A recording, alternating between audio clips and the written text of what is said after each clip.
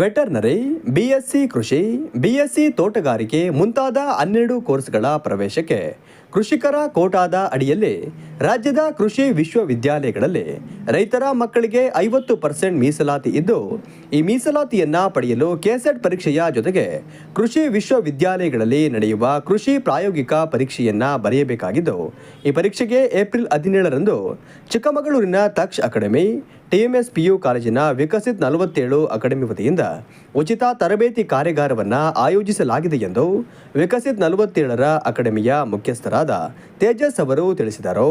ಎಲ್ರಿಗೂ ನಮಸ್ತೆ. ನನ್ನ ಹೆಸರು ರಾಹುಲ್ ಅಂತ, BTech agriculture engineering graduate, GKVK ಕೃಷಿ ವಿಶ್ವವಿದ್ಯಾನಿಲಯ ಬೆಂಗಳೂರು, ಅಲ್ಲಿನ ವಿದ್ಯಾರ್ಥಿ ನಾನು. ನಂದು ಗ್ರ್ಯಾಜುಯೇಷನ್ ಆಗಿದೆ, 2025ನಲ್ಲಿ ಮುಗಿಸಿದ್ದೀವಿ.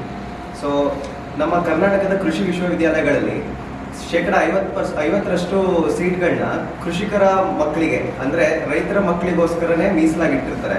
ಸುದ್ದಿಗೋಷ್ಠಿಯಲ್ಲಿ ಮಾತನಾಡಿದ ಅವರು, ಈ ಉಚಿತ ಕಾರ್ಯಾಗಾರದಲ್ಲಿ ಅಗ್ರಿ ಪ್ರಾಕ್ಟಿಕಲ್ ಪರೀಕ್ಷೆಯ ಕುರಿತು ಸಂಪೂರ್ಣ ತರಬೇತಿಯನ್ನ ನೀಡಲಾಗುತ್ತದೆ ಎಂದರು. ಸೊ ಅದಕ್ಕಾಗಿ ಸಿಇಟಿ ಪರೀಕ್ಷೆ ಆದ ನಂತರ ಸಿಇಟಿ ಪ್ರಾಯೋಗಿಕ ಪರೀಕ್ಷೆ ಅನ್ನೋದು ನಡೆಯುತ್ತೆ. ಅದಕ್ಕೆ ಡೇಟ್ ಅನೌನ್ಸ್ ಆಗಿದೆ, ಈ ವರ್ಷದ 29ನೇ ತಾರೀಕು ಏಪ್ರಿಲ್ ತಿಂಗಳಲ್ಲಿ.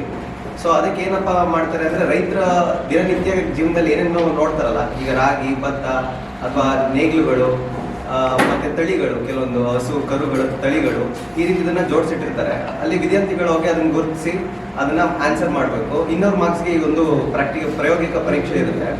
ಸೊ ಇದನ್ನು ಪ್ರತಿಯೊಂದು ಯೂನಿವರ್ಸಿಟಿಗಳು ನಡೆಸುತ್ತೆ, ಅಗ್ರಿಕಲ್ಚರ್ ಯೂನಿವರ್ಸಿಟಿಗಳು ನಡೆಸ್ತಾರೆ. ಸೊ ಆ ಒಂದು ಪರೀಕ್ಷೆಗೆ ನಾವು ವಿಕಸಿತ್ 47 ಅಂತ ಒಂದು ಅಕಾಡೆಮಿ ಮಾಡ್ಕೊಂಡಿದ್ದೀವಿ. ನಾವೆಲ್ಲ ಗ್ರ್ಯಾಜುಯೇಟ್ ಸ್ಟೂಡೆಂಟ್ಸ್ಗಳೇ ಫ್ರೆಂಡ್ಸ್ ಎಲ್ಲ ಒಂದು ಅಕಾಡೆಮಿ ಮಾಡ್ಕೊಂಡಿದ್ದೀವಿ, ವಿಕಸಿತ್ 47 ಅಂತ. ಸೊ ಆ ಅಕಾಡೆಮಿ ಮೂಲಕ ಫ್ರೀಯಾಗಿ ಕೋಚಿಂಗ್ ಕೊಡ್ತಾ ಇದ್ದೀವಿ.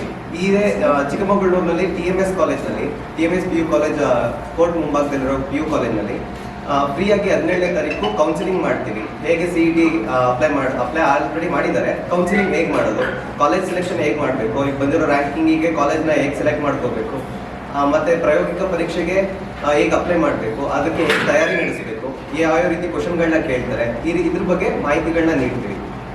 17ನೇ ತಾರೀಕು ಬೆಳಗ್ಗೆ 10 ಗಂಟೆಗೆ TMS PU ಕಾಲೇಜ್ನಲ್ಲಿ.